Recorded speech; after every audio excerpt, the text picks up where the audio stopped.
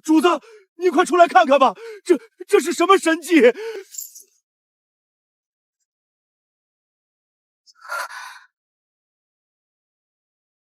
这颜色，这质感，难道是用传说中的黑玉铺就而成的？用整块的黑玉铺出一条几十里长的大道，这得耗费多少国库的银两？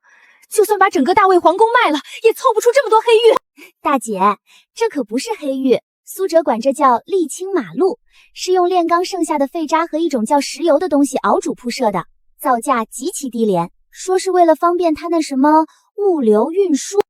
上车，朕倒要看看这个苏哲还能给朕带来多少惊喜。站住！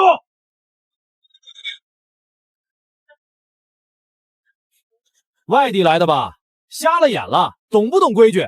想进城，去后面排队。放肆！你可知这车里坐的是什么人？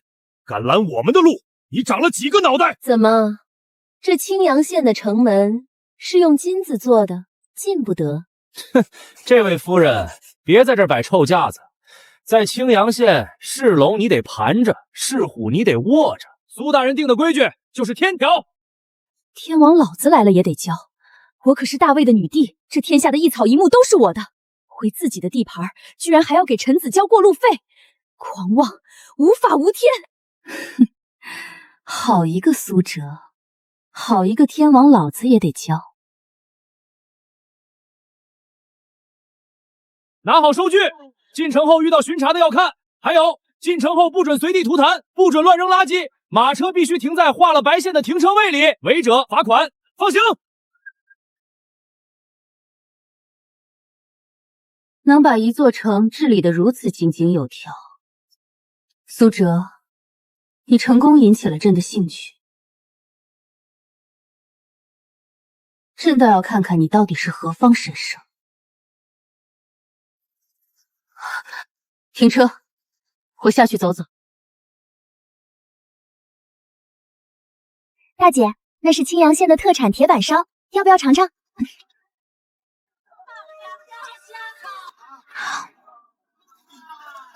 御膳房的山珍海味吃过无数，竟全都不如这串街头烤肉。还有大姐，使不得啊！放肆！我扔根废木条怎么了？大姐，您忘了城门口的告示了，在这街上乱扔垃圾，一次罚款200文，若是屡教不改，还要被拉去扫3天马路。扫马路？我是天下的至尊，可在这青阳县，竟连扔根木签的自由都没有。这苏哲莫不是个强迫症疯子？大姐消消气，前面就到咱们下榻的客栈了，您先休息。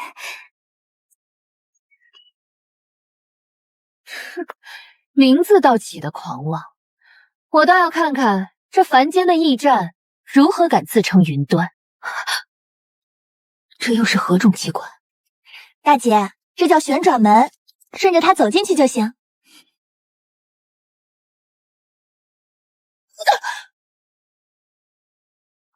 客官当心！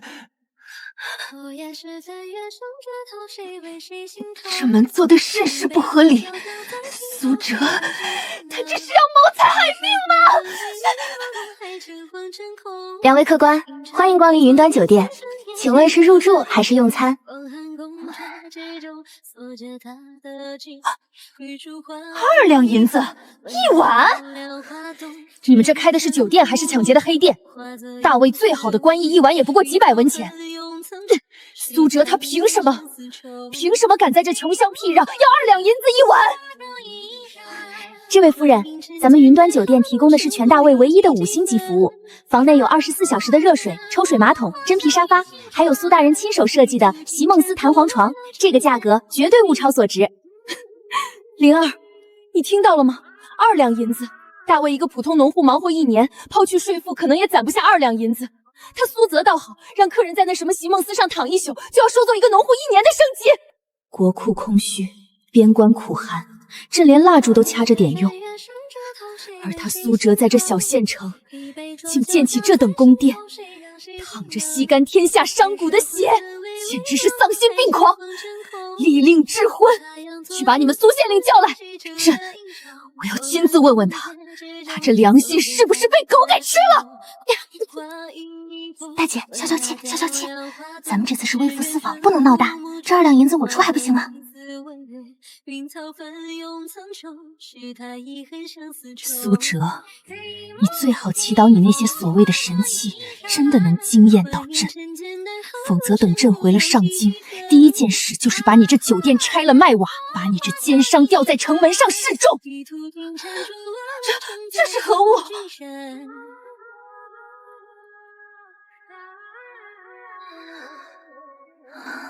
这床里难道塞了上万斤的天鹅绒？竟然这般神奇！大姐，这叫席梦思床垫。您再看这里，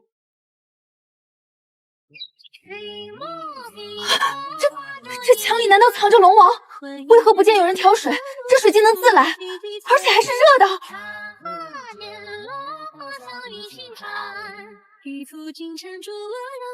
这又是何等神圣的器物？为何造型如此古怪？大姐，这是马桶，入厕用的。没有臭味，也不用工人清理。灵儿，朕原本以为朕已经给了大魏百姓最好的生活，可比起这小小的清香县，朕的皇宫竟然像个冰冷破烂的猪圈。苏哲，你到底是神还是鬼？不管你是什么，朕都要定你了！不用人挑的自来水，亮如白昼的煤气灯，能自动旋转的琉璃大门，科技、工业，这些到底是什么骇人听闻的力量？如果这股力量不被大魏皇室掌握，一旦青阳县生出异心，这天下还有谁能挡得住那个叫苏哲的男人？不行，朕必须亲自会会他，哪怕是绑，也要把他的脑子撬开看看。大姐，您这是要去哪儿？去县衙，去会会那个无法无天的苏哲。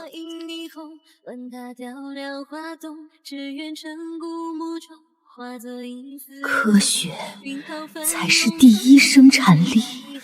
不对，这华伦组的受力分析算错了。苏大人说过，斗大轮能省1半的力，但要多费1倍的距离。你这绳子的拉力根本不够提起那块生铁。放屁！是你忽略了摩擦力，摩擦力懂不懂？他们在吵些什么市井之言？大姐，这是苏哲设立的格物院预备生，他们不考科举，不读4书5经，只学什么物理、算术和化学。苏哲说，背书救不了大魏，只有学会这些，才能造出更多的蒸汽机和没良心炮。离经叛道，简直是离经叛道！可这股朝气，是上京城魔子剑里那些死气沉沉的酸儒们永远不具备的。走，去县衙。哎，干什么呢？懂不懂规矩？去后面排队。放肆！我要见你们苏县令，难道还要和这些满身铜臭的商贾一样排队？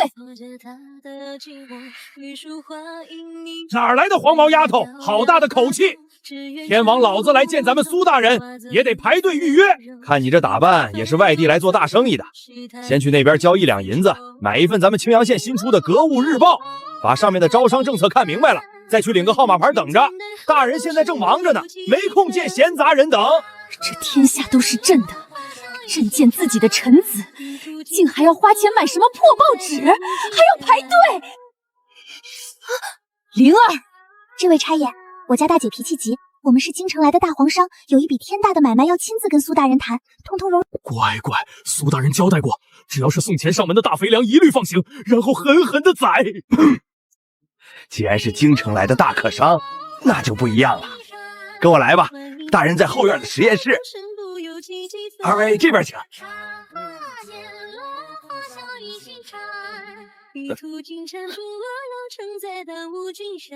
大人，京城来的大肥大商贾说有天大的买卖找您。不管多大的买卖，先在旁边站着，别出声。这可是提纯高浓度硫酸的关键时刻，炸了把你们一起送上天。你就是苏哲，你好大的官威啊！你哪位？大魏女帝魏云舒，在此领教苏县令的科学。10分钟前，我还在现代材料学实验室里；10分钟后，我是被人扔在乱葬岗里的尸体，还引发了急性细菌感染疫病，呼吸道严重感染，不加干预，最多熬不过3个小时。一子而食，饿殍遍野。历史书上冷冰冰的8个字，原来是这样的。原主也叫苏哲，是这青阳县新上任的县令，结果才上任几天就身染瘟疫，被丢在此地。想让我死，这破老天还没有这个资格。10分钟前，我还在现代材料学实验室里；10分钟后，我是被人扔在乱葬岗里的尸体，还引发了急性细菌感染疫病，呼吸道严重感染，不加干预，最多熬不过3个小时。一子而食，饿殍遍野。历史书上冷冰冰的8个字，原来是这样的。原主也叫苏哲，是这青阳县新上任的县令，结果才上任几天就身染瘟疫，被丢在此地。想让我死，这破老天还没有这个资格。乡亲们，这3年大旱加上如今的瘟疫，全都是因为那新来的苏县令是个灾星。他一进城就带来了天罚，天降灾星，必以火焚之祭天，烧了他，烧了灾星。苏哲，你居然没死！让你失望了，钱县城。本官不但没死，还要好好看看是谁给你的狗胆，敢在青阳县衙门前发动暴乱。你这妖官一身瘟疫之气，还不快受死！乡亲们，他已经被邪祟附体了，快用火烧死他！苏大人，不是下官不救你，确实是民意不可违，天意不拟呀，你就安心上路吧。天意，神明，竖起你们的狗耳朵听好，这是医用酒精，粗制大蒜素，在没有抗生素的时代，这就是唯一的救命药。天火，是天火！陆王爷发怒了！妖术，你这是什么妖术？这不叫妖，在青阳县，从今天开始，这个术有了一个新的名字，叫做科学。你滚开！你这妖怪要毒死我儿子！闭嘴！本官在从阎王爷手中抢人。这苏哲随便灌点臭水就想救人，简直是滑天下之大桥。等这小乞丐一死，下一个就轮到他。妈妈，我饿了。神仙难救的疫病，竟然被这新来的县令一口水给灌活了！青天大老爷，您是活菩萨呀，求您救救我们吧！青天大老爷，都起来吧。钱县城，你刚才说谁沾了本官谁就会死。大人，下官瞎了狗眼，下官是受了这妖道的蛊惑呀。很好，身为县城，在大灾当前，你不但不安抚百姓，反而勾结江湖骗子，意图煽动暴乱，谋害朝廷命官。按大魏律例，本官现在就可以斩了你。大人饶命！大人明鉴啊！下官真是被这妖道蒙蔽了心智，下官对大人的敬仰犹如滔滔江水。闭嘴！青阳县的粮道钱庄几乎都捏在这地头蛇手中，现在杀了他，城里的经济体系会瞬间崩溃，几万百姓明天就会断粮。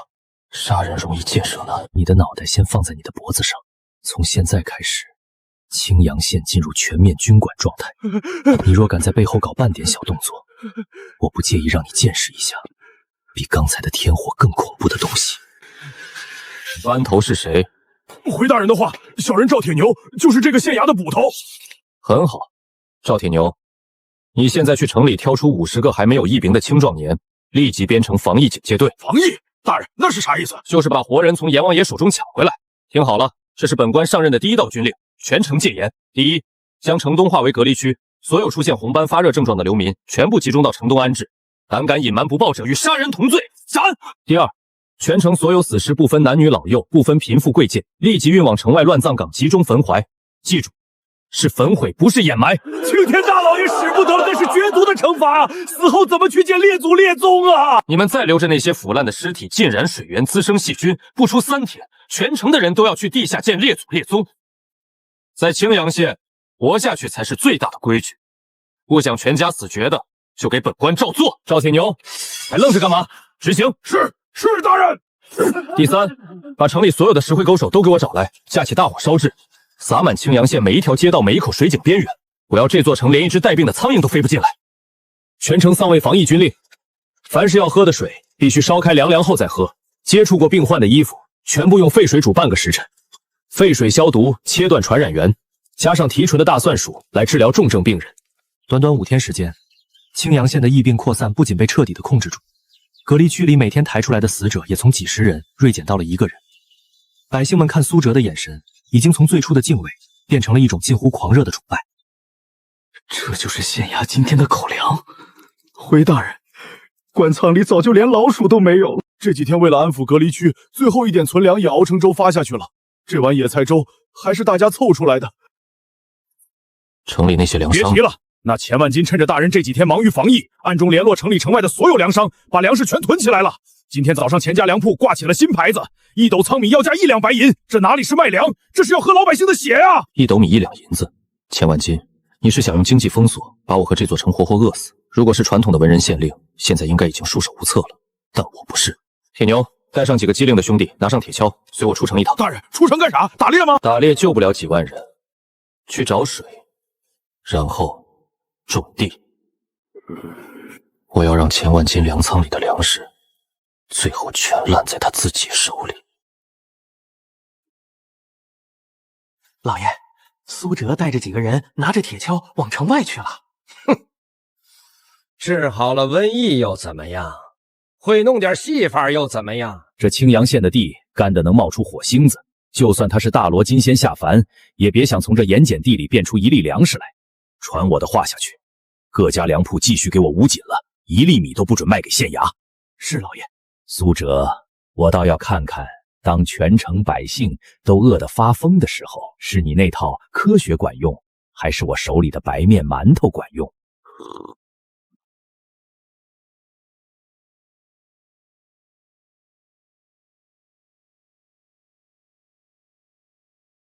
这地里干的到处冒出火星子了，龙老爷都不管我们，您带我们来这荒滩上，总不能是挖金子的吧？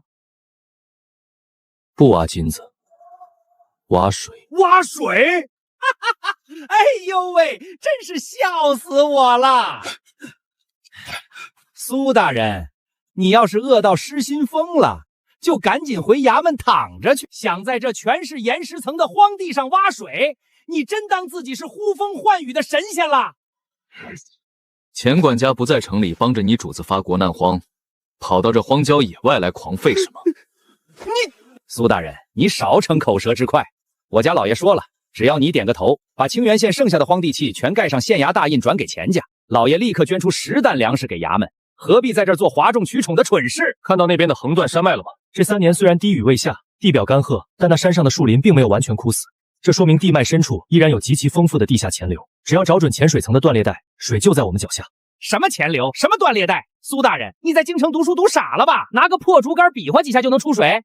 要是你能在这儿挖出水来，我钱柜把名字倒过来写，顺便把这河床上的石头给生吃了。好啊，铁牛，带人顺着我画的这个圈子往下挖。乡亲们，横竖也是个死，回去等饿死，还不如信大人一拜，给老子挖！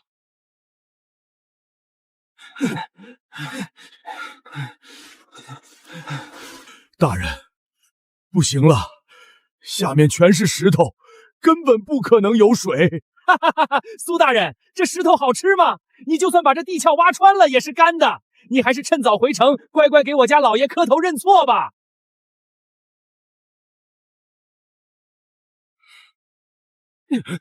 都闪开，给我破！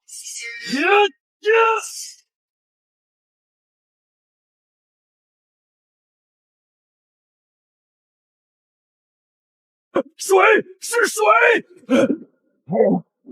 有水了！老天爷开眼了！知府大人是活神仙啊！钱管家，你的名字准备怎么倒过来写？还有这些石头，你是打算红烧还是清蒸？大人，这水来了，可我们用什么浇地啊？难道要一桶一桶挑过去？而且这地干得像铁板一样，我们县衙只有几头老牛，拉着那破木犁根本翻不动这土啊！种子种不下去，还是得死。调水，那是蠢人的办法。去把全城最好的铁匠和木匠找来。本官要教你们什么叫真正的巧夺天工。大人，你这画是个啥玩意儿？这篱本怎么是弯的？还有下面这个铁疙瘩，篱壁怎么是圆弧形的？大人，我打铁40年，只能打刀剑和直圆篱，你这怪东西，别说离地了，一下子就得断啊！断了，本官就砍了自己的脑袋。这叫屈原离，能将深处的死土翻出，将表面的板结土彻底切碎。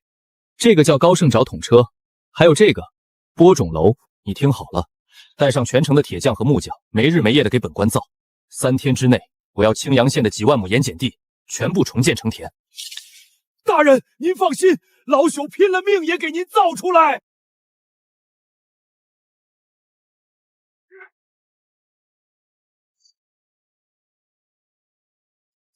成了！县尊大人画的屈原离达成了。这牛都饿了好几天了，平时拉那直圆篱连平地都走不动，这荒地硬得像铁板，它能行吗？下地。驾！我的老天爷，真神了！老牛拉着都不费劲。大人巧夺天工，俺铁打服了，彻底服了！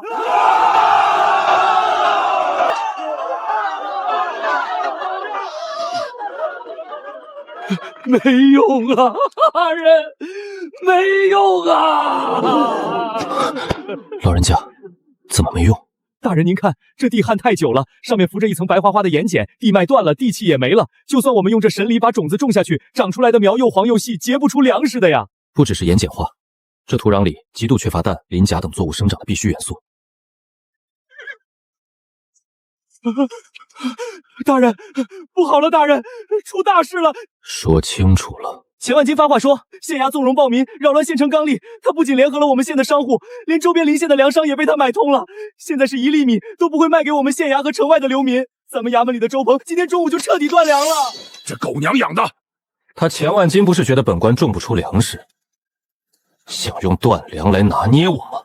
传本官指示，全城百姓，上至80老妪，下至5岁孩童，立即给我行动起来！去把城里城外的猪粪、牛粪、鸡粪，还有枯枝烂叶、杂草和全部茅厕里的叶香，给本官收集起来。大人，您要这些污秽之物干啥？我要在城南挖10个大坑，这叫高温发酵堆肥法。他钱万金不是说这地没有地气吗？本官就亲手造出这世上最烈的地气。本官要让这些被你们视为污秽的粪便，变成滋养这片盐碱地的超级化肥。笑死我了！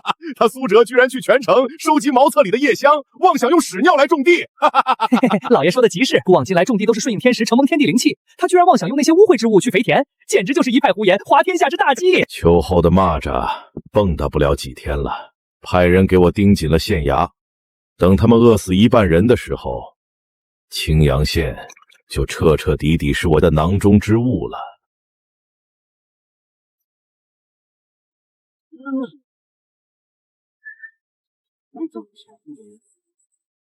开坑！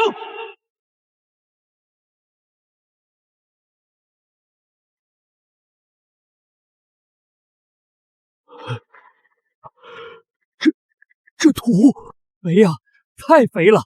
老汉，我活了60岁了，竟然没见过这么肥的土。大人，这真的是用那些烟杂之物变出来的？这叫化腐朽为神奇。有了这些积废，青阳县的盐碱地就能变成聚宝盆了。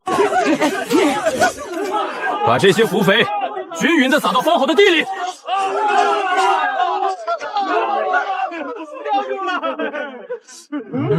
大人，这是啥？这叫土豆，或者叫马铃薯。这是我前几天带人在横断山脉深处的绝壁上发现的，这是高寒植物，按我切的方法裹上草木灰，用播种楼种下去。3个月后，本官保你们天天吃的肚皮滚圆。种！听大人的，种下去！2两白银1斗，1粒米都不准卖给县衙。等青阳县饿殍面野，那苏哲定然跪在我钱府门口求饶。刘大人，您多担待，我们青阳县3个月前就断粮了，那苏哲不知天高地厚，非要带着泥腿子种什么毒土块。不过今日是朝廷规定的秋收之期，这里恐怕交不上一粒粮食。按大魏律法，他苏哲是要掉脑袋的。本官只看粮食，不听废话。他苏哲如果交不出秋粮赋税，本官今日就扒了他的官服，押解进京。苏大人，这就是你带着全城百姓忙活了3个月种出来的东西吗？这不就是一堆杂草吗？连个麦穗儿都没有。你打算拿这些草去填饱肚子，还是拿这些草去向刘大人交差呀？苏哲县令，朝廷将青阳县交托给你，你竟然带百姓种草，秋粮何在？还不速速认罪伏法！谁告诉你们，粮食一定要长在枝头上的？铁牛，位置在，挖出来，让钱县城和刘大人长长见识。是。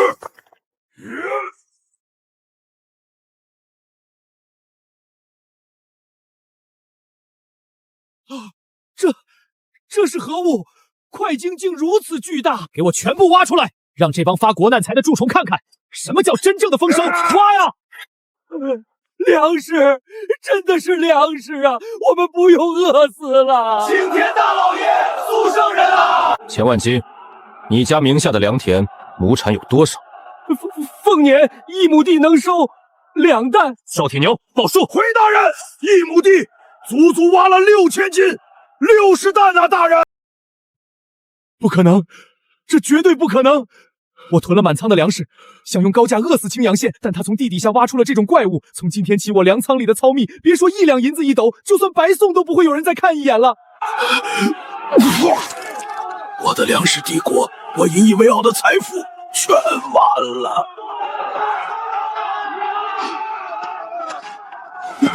刘大人，清源县的秋粮你要多少？只要你带的车够多，本官今天管够。下官有眼无珠，冒犯了苏大人。这等神物出世，是我大魏之福。下官这就800里加急上报朝廷，为您请功啊！6000斤魔产，这种神物，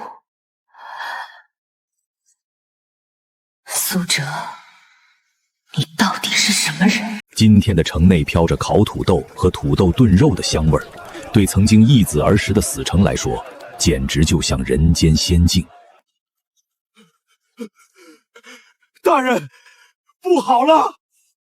天塌了，比天塌了还可怕！流民，外面全都是流民。周围3个县的饥民，听说我们青阳县挖出了神仙赐下的粮食，全都疯了一样朝我们涌过来了。来了多少人？初步估计，城门外已经聚集了2万多人，后面还在源源不断的增加，恐怕得有4、5万。大人，我们虽然丰收了，但也架不住几10万人这么吃啊！更可怕的是，这些人饿昏了眼，正在冲击城门，我们衙门几10号兄弟根本挡不住。4、5万人，好，太好了！本官正愁接下来的大计划没有足够的劳动力，这帮人就自己送上门来了。劳动力？大人，那些都是随时会造反的恶鬼啊！在科学的逻辑下，没有恶鬼，只有最优质人口红利。走，随本官上城墙。开城门，给我们一口吃的吧！求青天大老爷赏口饭吃啊！哪怕是一个黄皮的神仙果实也行啊！这苏哲虽然会种地，但流民之患历朝历代都是无解的死局。若他开仓放粮，这几万人会瞬间把清源县吃空，最后一起饿死。若他闭门不救，流民一旦暴乱破城，清源县同样保不住。他会怎么选？都给我闭嘴！我是青阳县令苏哲，我知道你们饿了，我也知道你们是来求活路的。我青阳县别说你们区区4、5万人，就算再来5万，本官也够养。但是，我青阳县不养闲人，更不养只知道张嘴等吃的废人。从今天起，青阳县实行以工代赈，城门外会立即搭建50个粥棚，凡是能扛得动锤、抡得动镐的青少年，全部编入青阳击剑营，1天3顿管饱，外加2斤土豆作为工费。老弱病残便入后勤营，负责生火做饭、缝补衣物，1天2顿管饱。想活命的，就拿你们的力气来换，想白吃白拿，或者聚众闹事。杀无赦！谢谢青天大老爷，我们有活路了！以工代赈，将数万流民的巨大危机瞬间变为可用的劳动力，好狠的手段，好高明的算计。他只用了几句话，就把几万人组织起来了。北方蛮族天狼部落3万铁骑打破了秋水关，朝廷的守将朱将军弃关逃跑了。3万铁骑距离青阳县不到300里了。大人，逃吧，留得青山在，不怕没柴烧啊！苏大人，赵捕头说的对，青阳县如今是一座孤城，以500乡勇对抗3万铁骑是螳臂当娼，立即组织百姓带着粮食撤往府城才是上策。逃！我苏哲千辛万苦从地里种出粮食，养活了这座城，想让我就这么轻易放弃？不可能！苏哲，你别意气用事，你知不知道3万铁骑冲锋起来是什么威力？你那黄土捏的城墙，在他们面前就像纸糊的一样。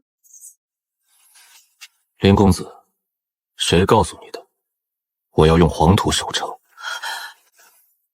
铁牛，卑职在，立刻抽调2万流民青壮，随我去城西的黑山，那里有丰富的石灰石、粘土，还有露天煤矿。本官要在10天内用这几座大山烧出一种叫做水泥的无上神物。我要在这青阳县的周边浇筑起20米高、2米厚、刀枪不入、连大炮都轰不开的钢铁城墙。水泥！不仅如此，传令铁大，铁匠铺全面扩编。我要建造高炉，我要让青阳县的炉火烧到1500度以上。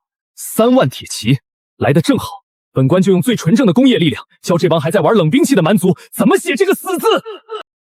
水泥、高炉、工业力量，苏哲，你到底是什么人？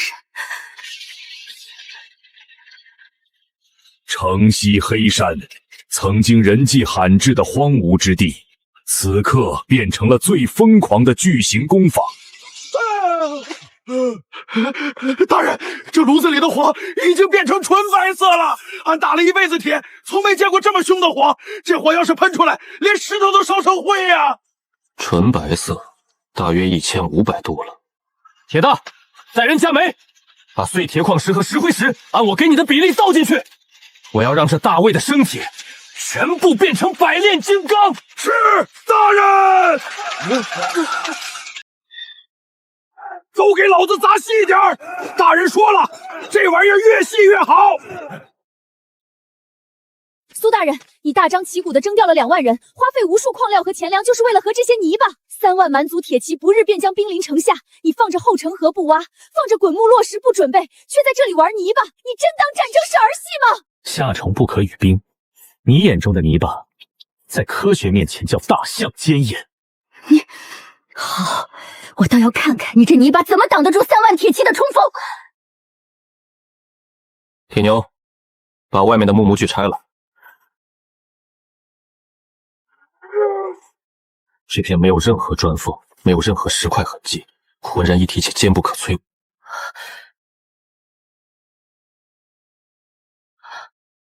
这就是刚才那些泥巴。铁牛，拿你的重型破门锤来。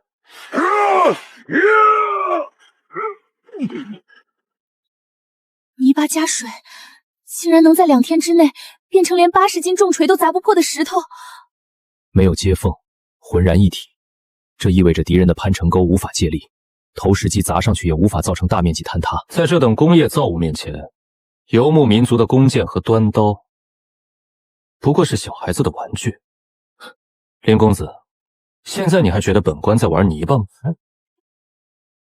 大人，大人，出水了，出铁水了。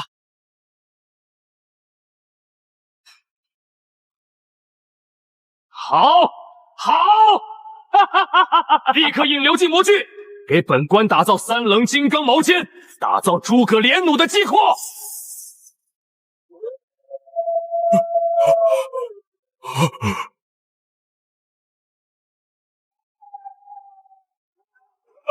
蛮子来了！传令下去，全体乡勇登城。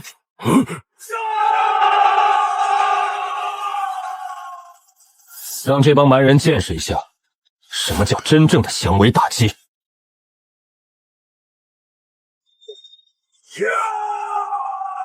昂圣天保佑，杀光喂狗，抢管他们的粮食，占领他们的女人。昂圣天保佑，杀光喂狗，抢管他们的粮食，占领他们的女人。疯了，全疯了！3万蛮族旌旗，当年大魏纠集10万大军，在平原上与天狼部落决战，都被杀得溃不成军。如今区区500守军，拿什么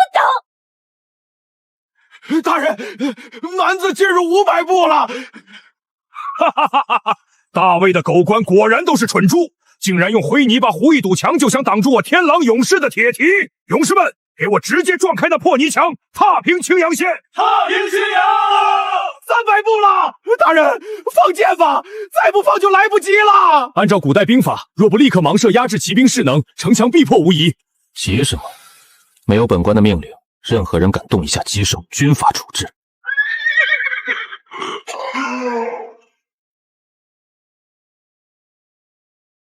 动手！送这群蛮淫上前！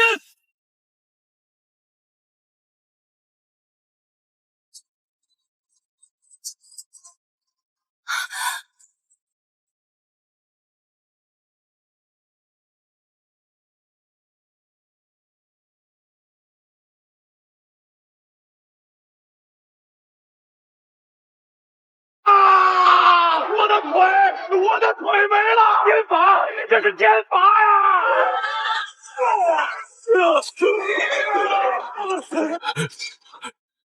这是什么妖法？天雷！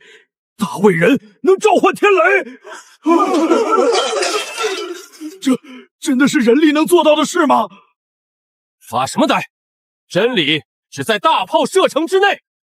现在给本官拿起连弩，痛打落水狗！是，苏大人。放！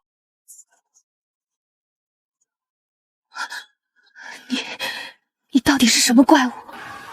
林公子，这不叫怪物，这叫做时代变了。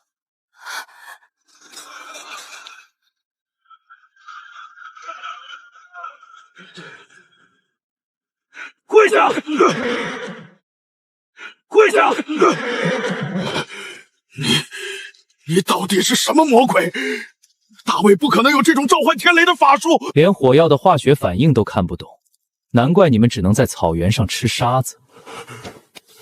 本官今天心情好，给你2条路。第一，我把你们剩下的这2万多人全都填进高炉里当燃料，虽然脂肪含量低了点儿，但也聊胜于无。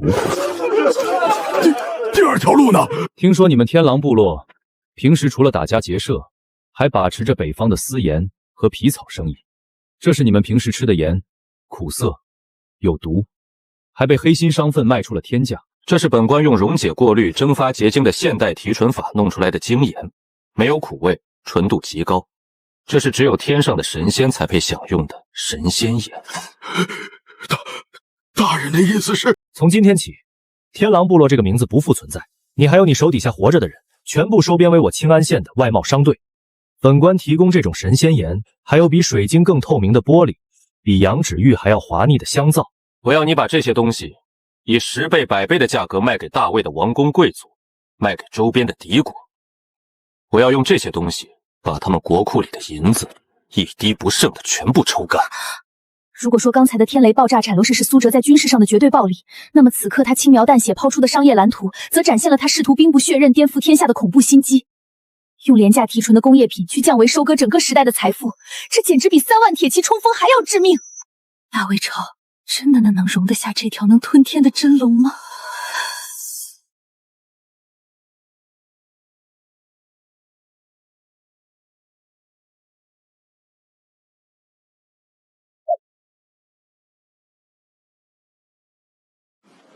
户部尚书，你来告诉朕，这到底是怎么回事？陛下息怒，那青阳雪盐毫无杂质，鲜美无比，还有那香皂琉璃，皆是巧夺天工的神物啊！不仅是我大魏，就连周边的北齐、南楚，无数商贾也带着真金白银，疯狂涌向北方。北方哪里？是极北之地的青阳县。那个连年大旱，前阵子还闹了瘟疫的边陲死地，朕若是没记错，那里的县令是一个被发配过去的寒门书生，叫苏哲吧？正是此人。一个随时可能饿死的边关小县令，不仅挡住了3万蛮族铁骑，现在竟然弄出了这些神仙之物，甚至快要掏空了朕的国库。有意思，看来这大魏的天下出了一个了不得的妖孽。传朕的密旨，朝中政务暂由内阁代管，朕要带着灵儿亲自去一趟这传说中的青妖县。朕倒要睁大眼睛看看，这个叫苏哲的男人到底长了几个脑袋。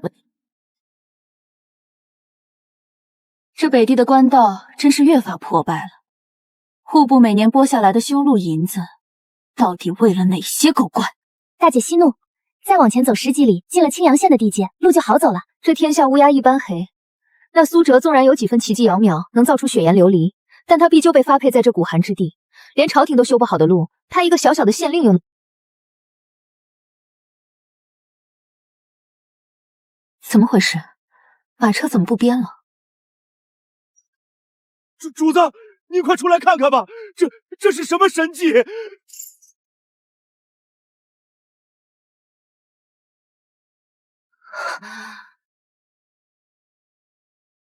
这颜色，这质感，难道是用传说中的黑玉铺就而成的？用整块的黑玉铺出一条几10里长的大道，这得耗费多少国库的银两？就算把整个大魏皇宫卖了，也凑不出这么多黑玉。他到底是个窃国巨贪，把天下财富搜刮来铺路，还是一个拥有通天手段的神明？大姐，这可不是黑玉，苏哲管这叫沥青马路，是用炼钢剩下的废渣和一种叫石油的东西熬煮铺设的，造价极其低廉，说是为了方便他那什么物流运输。沥青马路，上车，朕倒要看看这个苏哲还能给朕带来多少惊喜。站住！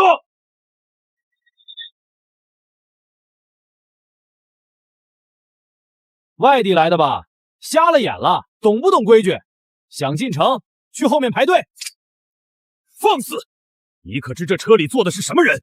敢拦我们的路，你长了几个脑袋？怎么，这青阳县的城门是用金子做的，进不得？哼，这位夫人，别在这儿摆臭架子。在青阳县，是龙你得盘着，是虎你得卧着。苏大人定的规矩就是天条。天王老子来了也得教，我可是大魏的女帝，这天下的一草一木都是我的。回自己的地盘，居然还要给臣子交过路费，狂妄，无法无天！哼，好一个苏哲，好一个天王老子也得教。灵儿，给他钱。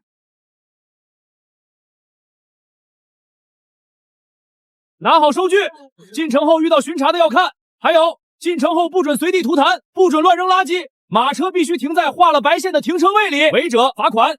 放行。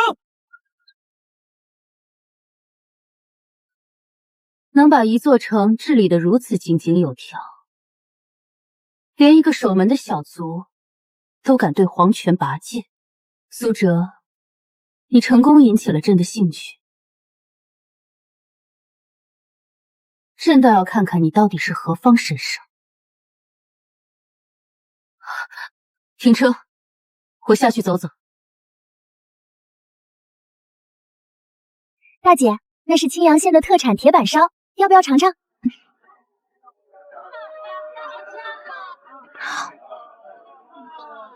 御膳房的山珍海味吃过无数，竟全都不如这串街头烤肉。还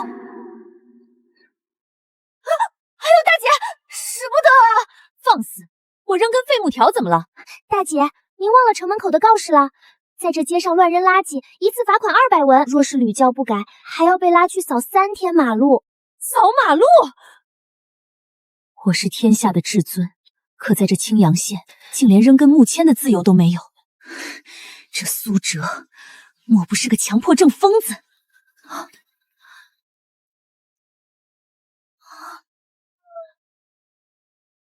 天哪！灵儿，大半年了，上京城那些藩王和后宫的蠢货们，花了几十万两白银、几万担粮食，从青霜县买回去的绝世琉璃小金，就是这东西吗？在这青霜县的街头，比皇宫大出几10倍的琉璃，竟然就这么随意的摆在外面当招牌。苏哲这是拿1文钱不值的破石头，换走了大魏半个国库啊！大姐消消气，苏大人说了，这叫商业议价。前面就到咱们下榻的客栈了，您先休息。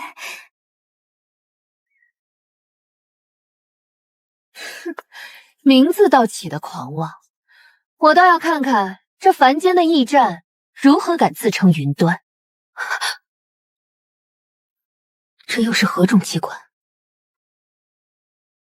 大姐，这叫旋转门，顺着它走进去就行。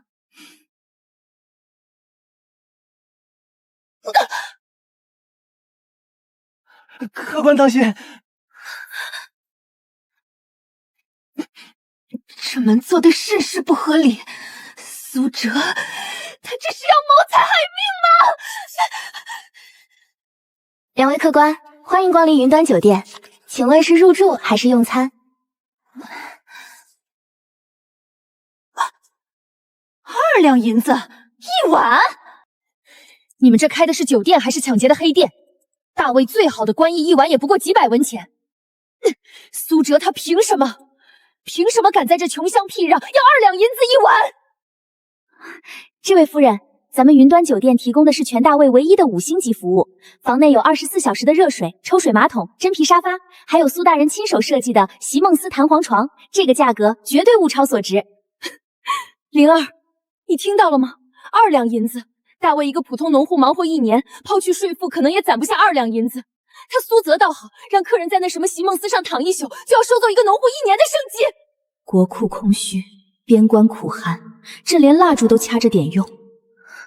而他苏哲在这小县城，竟建起这等宫殿，淌着吸干天下商贾的血，简直是丧心病狂！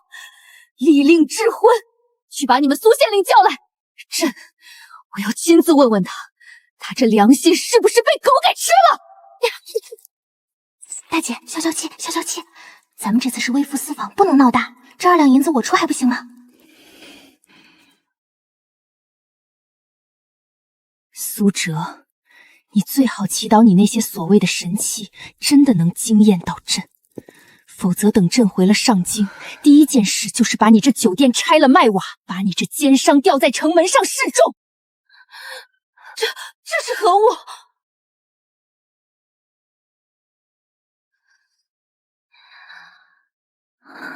这床里难道塞了上万斤的天鹅绒？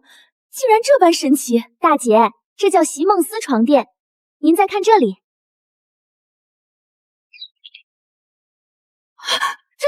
这墙里难道藏着龙王？为何不见有人调水？这水竟能自来，而且还是热的。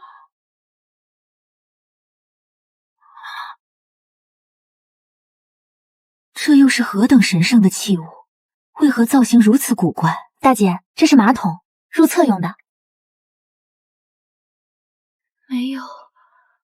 没有臭味，也不用工人清理。灵儿，朕原本以为朕已经给了大魏百姓最好的生活，可比起这小小的清乡县，朕的皇宫竟然像个冰冷破烂的猪圈。苏哲，你到底是神还是鬼？不管你是什么，朕都要定你了！不用人挑的自来水，亮如白昼的煤气灯，能自动旋转的琉璃大门，科技、工业，这些到底是什么骇人听闻的力量？如果这股力量不被大魏皇室掌握，一旦青阳县生出异心，这天下还有谁能挡得住那个叫苏哲的男人？不行，朕必须亲自会会他，哪怕是绑，也要把他的脑子撬开看看。大姐，您这是要去哪儿？去县衙，去会会那个无法无天的苏哲。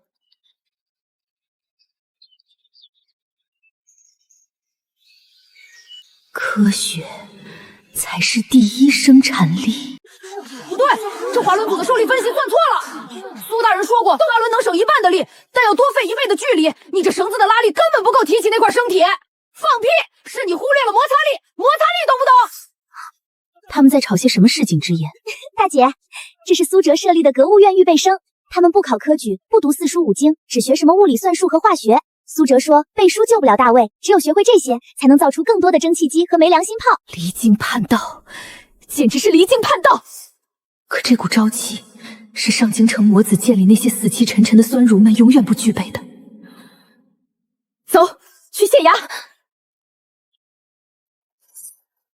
来，干什么呢？懂不懂规矩？去后面排队。放肆！我要见你们苏县令，难道还要和这些满身铜臭的商贾一样排队？哪来的黄毛丫头？好大的口气！天王老子来见咱们苏大人，也得排队预约。看你这打扮，也是外地来做大生意的。先去那边交1两银子，买一份咱们青阳县新出的《格物日报》，把上面的招商政策看明白了，再去领个号码牌等着。大人现在正忙着呢，没空见闲杂人等。这天下都是朕的，朕见自己的臣子，竟还要花钱买什么破报纸，还要排队。灵儿，这位差爷，我家大姐脾气急，我们是京城来的大皇商，有一笔天大的买卖要亲自跟苏大人谈，通通柔。乖乖，苏大人交代过，只要是送钱上门的大肥粮一律放行，然后狠狠的宰。既然是京城来的大客商，那就不一样了。跟我来吧，大人在后院的实验室。二位这边请。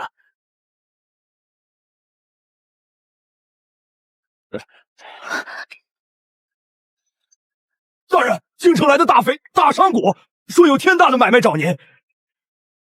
不管多大的买卖，先在旁边站着，别出声。这可是提纯高浓度硫酸的关键时刻，炸了把你们一起送上天。你就是苏哲，你好大的官威啊！你哪位？我……如果你们是来买玻璃镜子和精盐的，出门左拐去商业司，现在的代理商门槛是10万两白银起步。如果是来买没良心炮和新式连弩图纸的，我劝你们趁早打消这个念头。大卫的兵部上章亲自来求，我也没给。苏哲，你真以为你在这穷乡僻壤弄出些奇技奇巧，就可以目无尊长、无视朝廷法度了吗？你知不知道，你这些东西若是落入敌国之手，会给大魏带来怎样的灾难？你身为朝廷命官，不仅不将这些秘方上交国家，反而在此聚敛钱财，你该当何罪？哼，上交国库，交上去干什么？交给那些只会写八股文，连铁矿和煤矿都分不清的贪官去中饱私囊，还是交给那个整天坐在上京的龙椅上，只知道琴棋书画的傻帽皇帝？放肆！苏哲，你死定了！你当着女帝的面骂他是傻帽皇帝啊！放肆的是你，你口中所谓的奇技淫巧叫做科学。我不上交，是因为就算我把化学方程式和高炉图纸拍在那个女帝的脸上，她也看不懂。他手下那些酸腐文人，连最基础的受力分析都不会，他们拿什么去攀登科技之？在这个时代，真理只掌握在我的手里。我青阳县的规矩，就是大魏未来的规矩。你若是不服气，现在就可以滚回京城去告御状，看看是皇帝的圣旨先到，还是我清源县的铁甲战车先开进上京城的城门。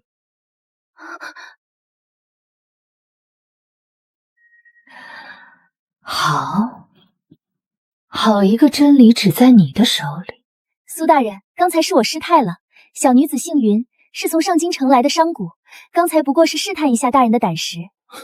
试探我，云夫人，我的时间很宝贵，一炷香的功夫，我的高炉就能产出价值100两白银的钢水。面对这种拥有降维力量的妖孽，皇权暂时压不住他，那就只能用金钱来渗透他。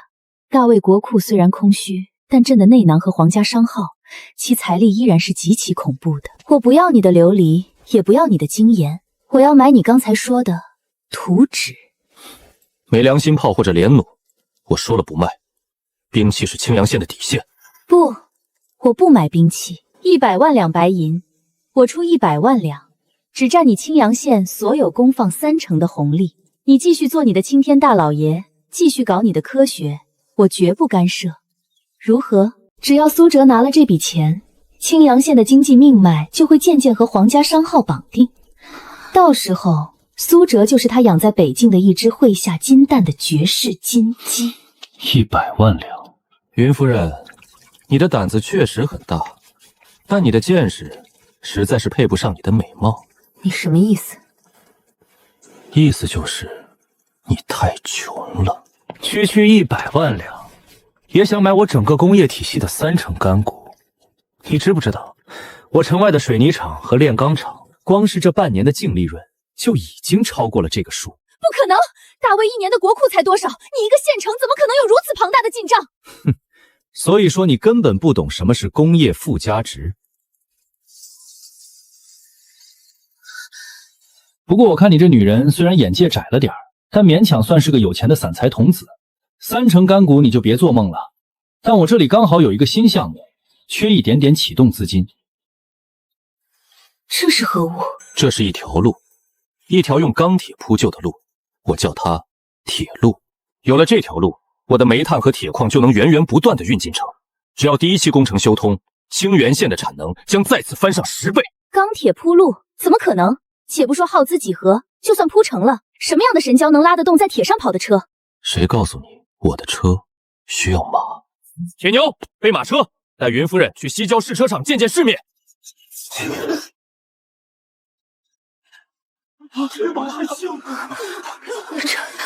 这是什么怪物？云夫人，睁大眼睛看好了！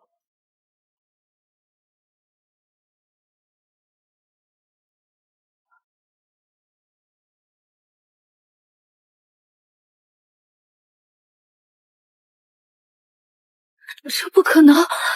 不用牛马，这钢铁巨兽怎么可能自己跑起来？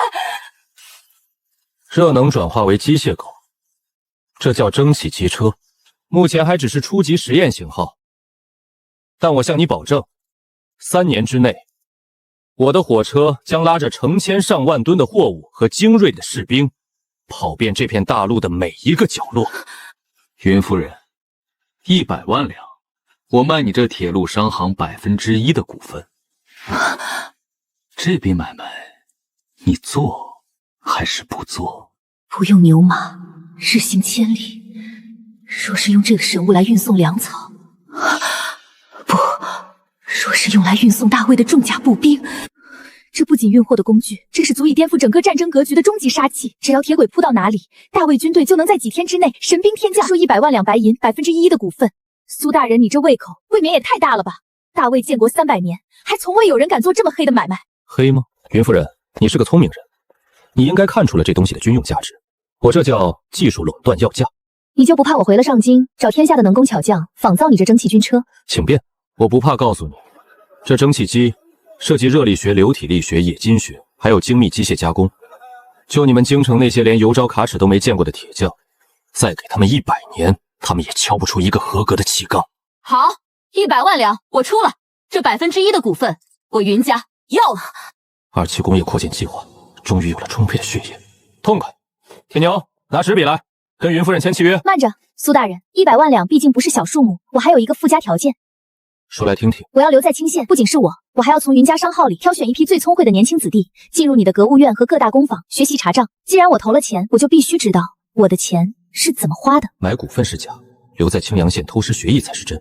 想把皇家的心腹安插入核心技术部门，云夫人，核心技术可是我青阳县的机密，你这让我很难办啊。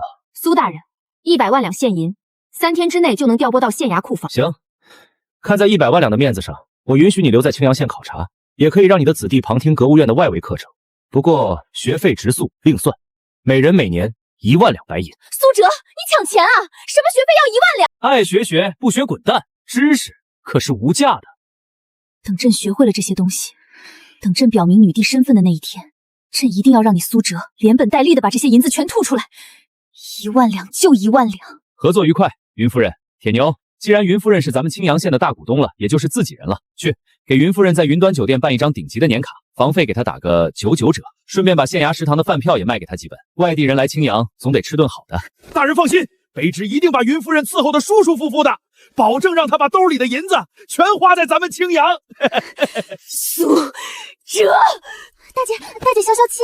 好，很好，朕就留在这青阳县，朕倒要看看他苏哲还有多少花样。早晚有一天，朕要把他变成给朕端茶倒水的太监。大人，那100万两银子真的能到账吗？会到的。那个女人不简单。大人，您既然知道她不简单，为何还要答应让她的人进格物院？万一咱们的技术被她偷走了怎么办？铁牛啊，你记住，这世上最高明的手段，不是防备，而是同化。他以为他派来的是细作，是来偷师的，但只要那些年轻人进了我的格物院，见识到了真正的科学，感受到了工业文明的伟大。你猜，他们最后到底是忠于大卫那个腐朽的朝廷，还是会变成我苏哲最虔诚的信徒？杀人诛心，大人这是要用科学把大魏皇室的根基给连锅端了呀！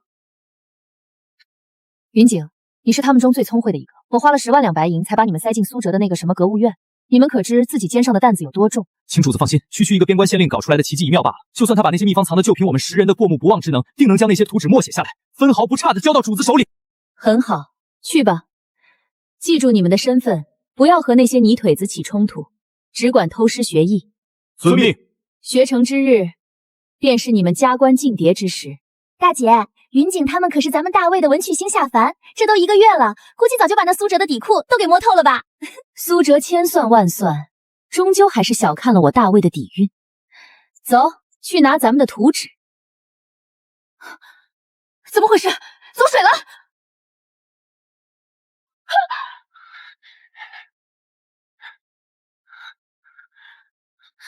云景，你疯了不成？这是圣贤之书，你敢毁坏圣人经典，你不要命了！主子，这算哪门子的圣贤书？这些破书，他们能告诉我为什么苹果会从树上掉下来吗？他们能算出抛物线的极限极值吗？他们能解释为什么生之槐加水会沸腾吗？你在胡说八道些什么？什么苹果？什么极限？大魏所有的读书人都被骗了。我读了20年圣贤书，自以为通晓天地之理，可是当苏大人在黑板上用一个叫微积分的东西，仅仅用了1炷香的时间，就精准的算出了3里外火炮的落点偏差时，我才知道，我这20年学的全是毫无用处的垃圾。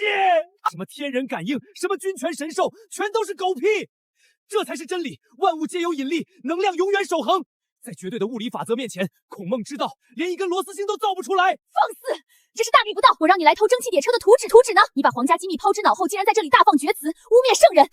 主子，你太天真了。蒸汽机的核心在于气缸的密封和热力转化。就算我把图纸画给您，大卫那些连游标可尺都看不懂的铁匠，能加工出误差不超过1毫米的零件吗？苏大人根本不怕我们偷，因为他传授给我们的不是一门手艺，而是一个完整的世界。云景同学的悟性不错，微积分的入门测试验拿了满分，不愧是京城来的高材生。苏哲，你到底对他们施了什么妖术？10个顶尖才子，10个大魏最忠诚的国之栋梁，短短1个月，竟然被你洗脑成了这副数典忘祖的疯魔样子！云夫人，饭可以乱吃，话不能乱讲。我每天只给他们上1个时辰的课，从来没有强迫他们烧过一本书。我只是把蒙在他们眼睛上的那层名为愚昧的布给扯下来了而已。当你见过太阳的光辉后，你还会去膜拜一根发霉的蜡烛吗？事实证明，真理的同化能力是极其恐怖的。云夫人，你花了100万两银子把这10个好苗子送进我的格物院，现在他们已经是青阳县最虔诚的科学信徒了。多谢你给青阳县的工业未来送来了10个优秀的工程师。大姐，真不信这世上真有完美无缺的妖孽。他白天那般贪财狂妄，背地里到底是个怎样的人？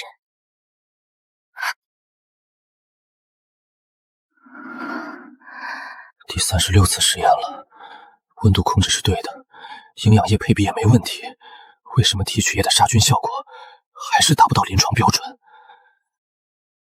杀菌？他在弄什么毒药吗？不行，必须得加快进度。开春之后，北蛮随时可能撕毁协议反扑。钢铁城墙挡得住骑兵，但挡不住带毒的剑士和刀伤。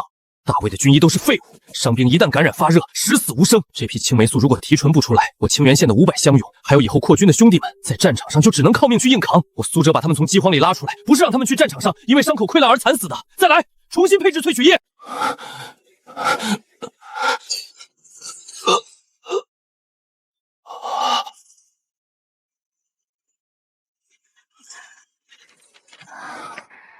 提纯，还要再提纯，死亡率太高了。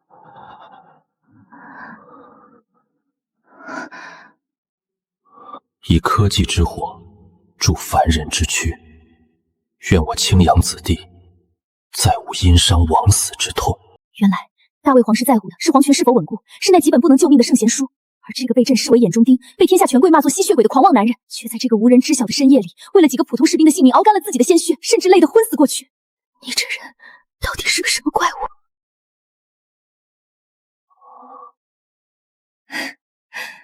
白天骂朕是傻包皇帝的时候，底气不是挺足的吗？苏哲，你比朕更像一个君王，这大魏的天下，朕分你一半，可好？醒了。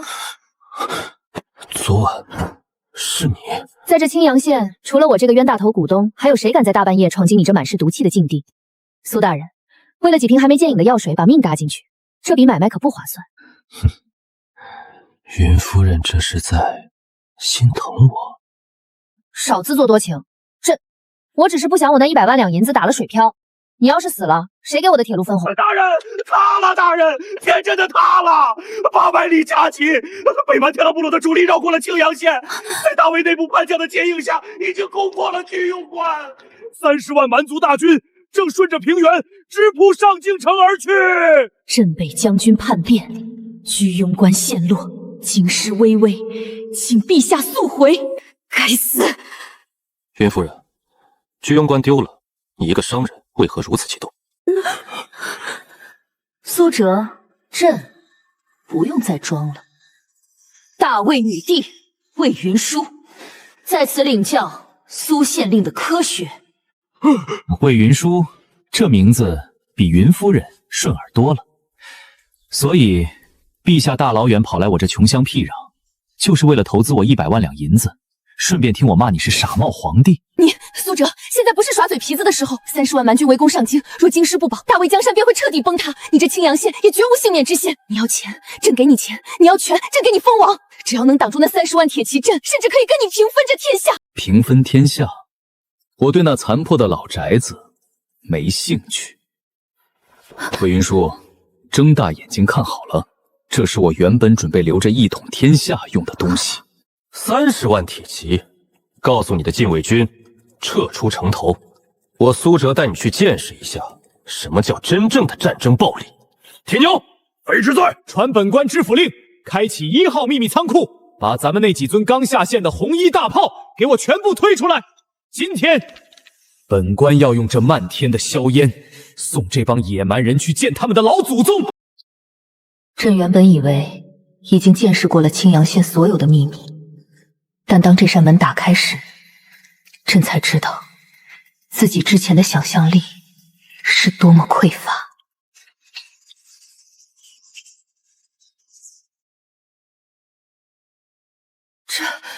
这就是你说的大炮？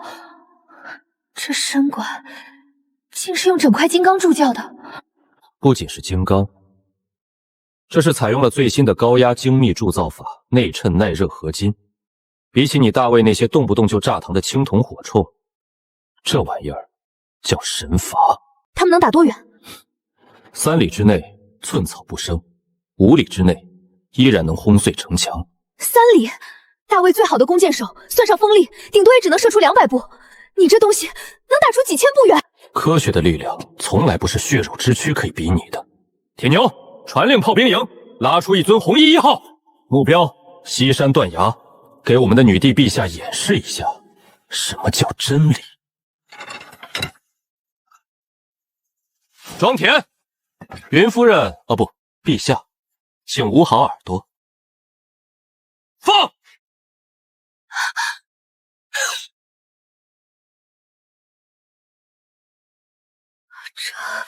这是神的力量？不，这是人的力量。魏云舒，现在你还觉得上京城守得住吗？苏哲，这种大炮你现在有多少？12尊，虽然不多，但配上我刚生产出来的2000发开花弹，挡住30万蛮军的冲锋，足够了。好，苏哲，朕现在封你为镇国大将军，领青阳县所有兵马入京勤王，只要能解京师之围，你要什么，朕给什么。封王拜相我没兴趣，不过等打完了这一仗，我那云端酒店的房费你可得按双倍结给我。你，铁牛，传令下去，所有工坊停工。卑职在。西建营、保安营集合，带上咱们的红衣大炮，带上蒸汽机车拉载的辎重，目标上京城。今天咱们去教教那帮蛮子，什么叫知识改变命运。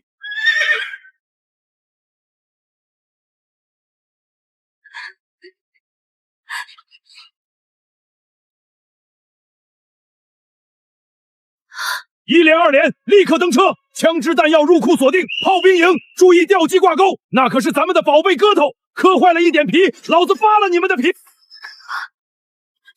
这是什么机关？这等伟力简直是在驱使鬼神！这叫滑轮组合蒸汽起重机。陛下，在这个时代，力气是最不值钱的东西。苏哲，你这些兵，他们只是青阳县的农夫和流民，为何军纪比朕的御林军还要森严？你到底是怎么操练他们的？没什么秘诀，我只是告诉他们，谁要是剥夺他1天吃3顿土豆炖肉的原理，并且为了保护自己碗里的肉不被抢走，人是能爆发出最可怕的潜能。大魏的士兵是在为虚无缥缈的皇恩卖命，而青阳县的士兵是在为自己的饭碗和尊严拼命，高下立判。上车吧，陛下，让大魏的天下感受一下工业时代的速度。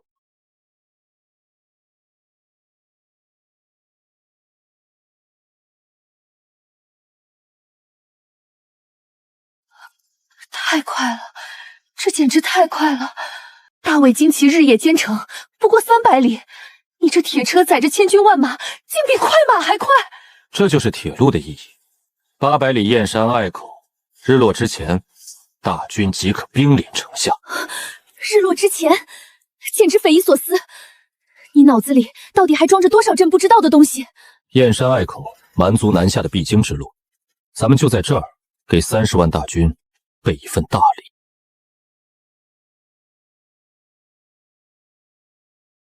全体下车，动作快！炮兵营立刻构筑发射战地，击部署发射地，测量连，汇报风向和射击诸元。报！启禀大人，蛮族5万先锋据此不足10里，他们为安营扎寨，正连夜直扑京师。5万先锋，我们只有2000乡勇，100倍的兵力悬殊，这简直让人绝望。连夜穿过隘口，这群蛮子倒是心急。铁牛，卑职在。传令下去，所有人退后，没有我的命令，谁也不准开炮。我要把这5万人全部放进隘口里。苏哲，你疯了！5万铁骑一旦冲进隘口，若是挡不住，他们一个冲锋就能把我们这片高地踏平。陛下，你难道不知道，火炮在狭窄地形里的跳弹和破片杀伤力是平原上的10倍吗？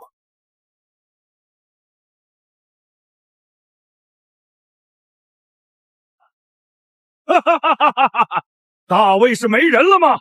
竟然派了几千个连铠甲都没有的民夫，在这小土坡上列阵。勇士们，大魏的攻城就在眼前，里面的金银财宝、丝绸女人都在等着我们，冲上去踩碎那些农夫。今晚我们在上宫城的皇宫里喝酒。苏哲，他们已经全部进入隘口了，距离我们不足2里，随时可以发起仰冲，为何还不下令开炮？骑兵冲锋的动能有多可怕？一旦让这5万人冲上高地，我们这2000人瞬间就会被踏成肉黏。急什么？陛下，你没学过物理，我不怪你。在这个如同漏斗一样的狭窄地形里，敌人的密度越高，爆炸产生的冲击波和破片杀伤效率就越高。现在开炮，顶多炸死前面的1万，我要的是一锅端。大人，蛮子的脸都能看清了，他们的弓箭手开始弯弓了。炮兵营，挨花弹，定高引信，全军集火，给我开炮！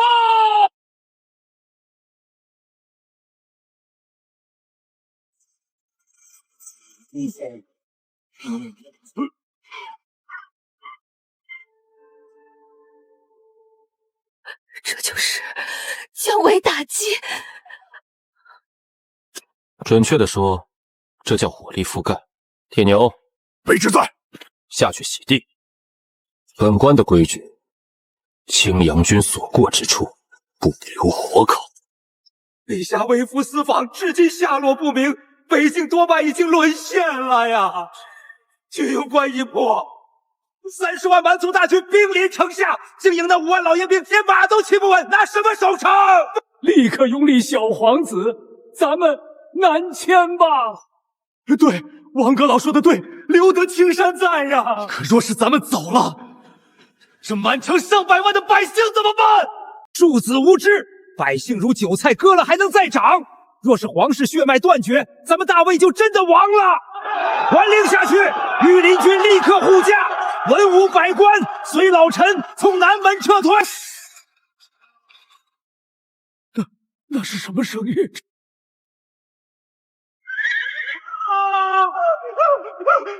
阁老，诸位大人，北方来了一个怪物！什么钢铁巨兽？你在胡言乱语些什么？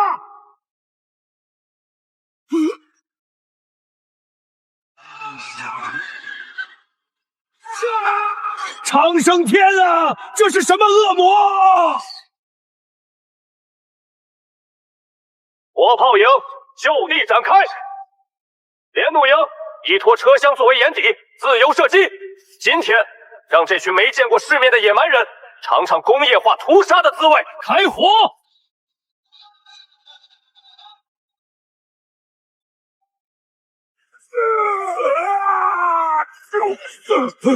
这是大卫的援军，大卫怎么会有这种天雷？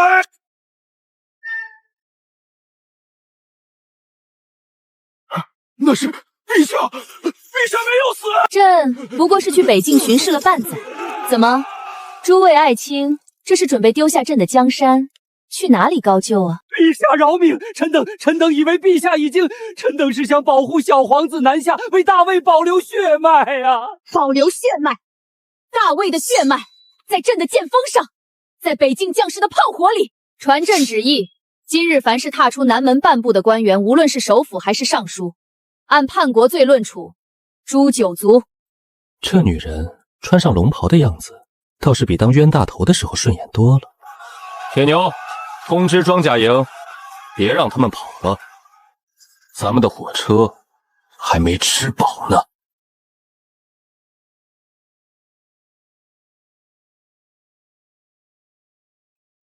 不要乱！大卫的火器填装极慢，他们只有几千人。那铁壳子虽然坚硬，但只要冲到近前，他们的大炮就成了废物。天狼的勇士们，祭出我们的铁浮屠，只要砸碎那个铁壳子，杀了大卫的女帝，这天下就是我们的！冲啊！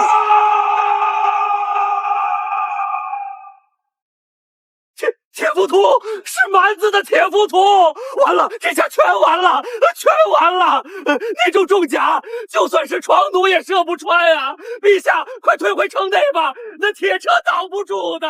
这种重甲骑兵一旦近身，苏哲那些拿着连弩的乡勇根本破不了防，而大炮的射击仰角有限，一旦敌人冲进100步之内，大炮就成了瞎子。苏哲，你还有后手吗？若是挡不住，朕今日便陪你战死在这上京城外。大人，蛮子学聪明了。他们散开了阵型，而且重甲太厚，大炮的破片杀伤力锐减，他们已经冲进300步了。我原本以为这种超越时代的杀戮机器，至少要等到我统一大陆的时候才会用到。既然你们这么急着去投胎，那本官就大发慈悲的送你们一程。铁牛，把风暴给我亮出来！是。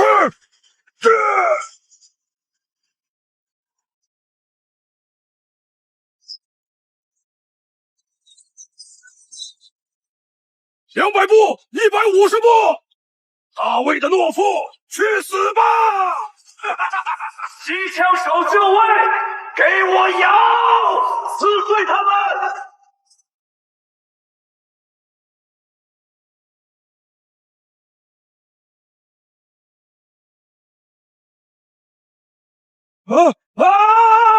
长生天，这是什么？这是什么？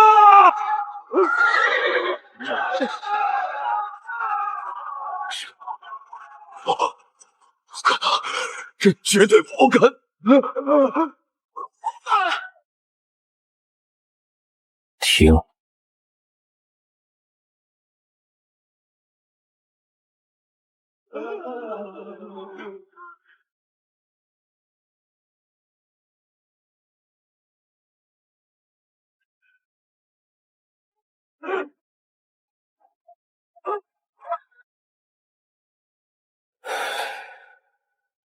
陛下，外面的野狗我帮你清理干净了，现在是不是该清算一下你家里那些准备弃城逃跑的蛀虫了？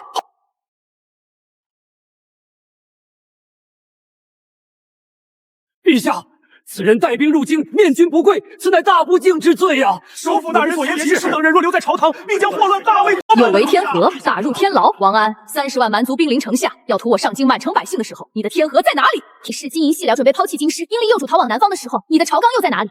若不是苏县令带着青阳军千里驰援，你们现在早就是蛮子刀下的无头鬼了，竟然还有脸在这里跟朕谈祖宗之法。这苏哲所用之物绝非正道，长此以往，百姓只知奇迹面入，不知圣贤教化，国将不国呀！老家伙，你知道为什么你们大魏会被蛮族打得像狗一样到处乱窜吗？你们把科学当成妖术，却连一把像样的刀都打不出来！你竟敢在金銮殿上杀人！真理只在大炮射程之内，而正义就在我的枪口下面。如果说是国本，就是养你们这群只知道剥削和毁灭的破坏，那国本也不要罢。陛下，清理垃圾的工作就找我吧。青阳县的水泥厂正好缺一批免费的劳动力去砸石头。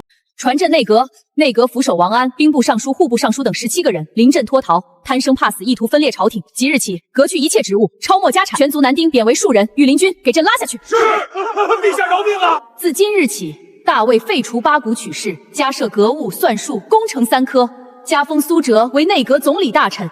倾举国之力，让大魏的钢铁梦球席卷九州。陛下圣明。总理大人，朕刚才的圣旨，你还满意吗？封官许愿都是虚的，我这个人比较务实。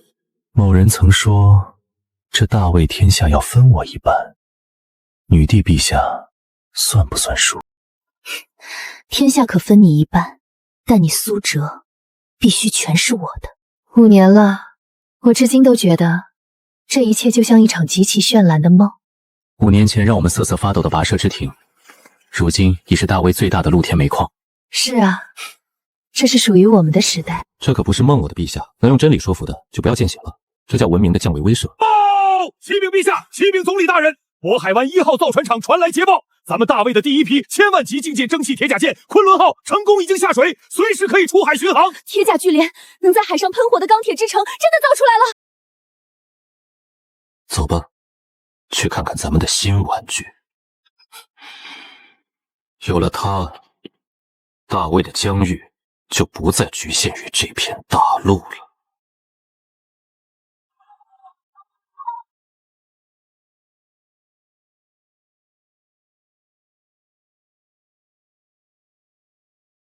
报告总理大人，昆仑号全舰动力系统正常，火控系统正常，请您和陛下下达起航指令。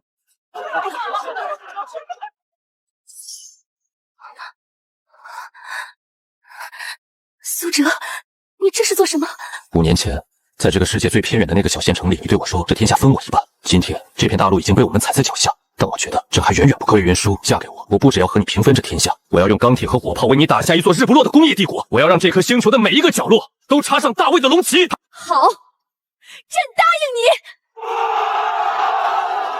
朕答应你，从今天起，你苏哲不仅是大魏的总理，更是朕的皇夫。我们的征途是这片无垠的大海吗？不，我的陛下，大海只是第一步，我们的征途是星辰大海。